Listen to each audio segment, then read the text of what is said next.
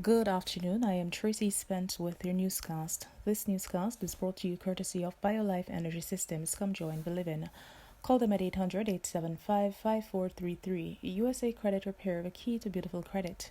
You may call them at 800-786-1330.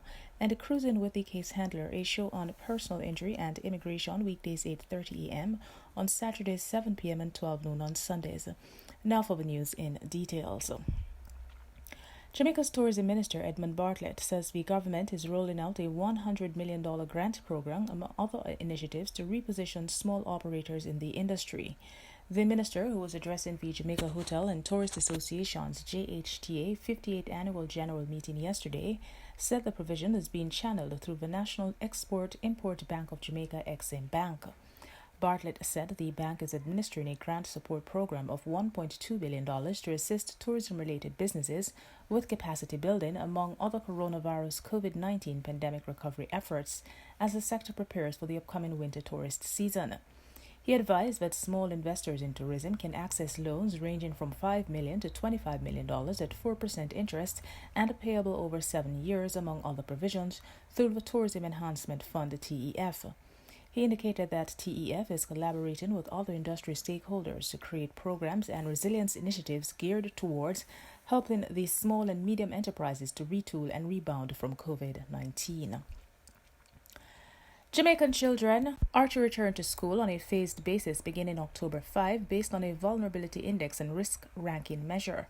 This was announced on Friday by Minister of Education, Youth and Information Favour Williams during a meeting with the newly established e-COVID Management Task Force.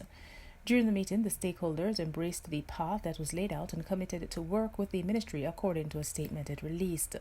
Williams assured members of the task force that the ministry has already allocated funds to schools since June for their back-to-school reopening program and stands ready to revisit additional requests related to COVID-19 protocols. To date, infant schools and early childhood institutions have been collectively allocated $24.9 million. Primary schools were allocated just over $575 million and secondary schools $3.4 billion. The original date to reopen schools was pushed back from September 7 as the country started experiencing a surge in COVID-19 cases and deaths.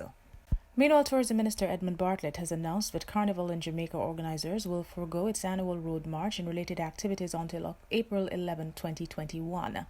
In a news release late Friday evening, Bartlett expressed that as the country enters the community transmission phase of the COVID-19 virus, he strongly believed it is of the best interest of the people to forego hosting the annual Carnival celebrations for this year. The road parade, originally scheduled for Sunday, April 19, was first postponed to Sunday, October 25th, due to the threat of the spread of the novel coronavirus.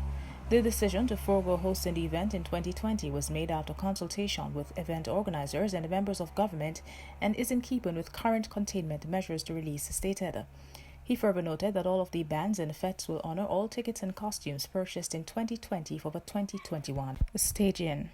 Finally, in sports, West Indies women will wear the Black Lives Matter logo on their plain shirts when they face England women throughout the upcoming Vitality T20 International Series starting September 21st as part of the Sandals West Indies Tour of England 2020. The decision was taken by the players and team management with the full support of Cricket West Indies CWI. The logo, which has a clenched fist in place of the letter A in the word black, was designed by Alicia Hosanna, the partner of professional footballer Troy Deeney, and was worn by the West Indies men team during their 3-match test series against England in July.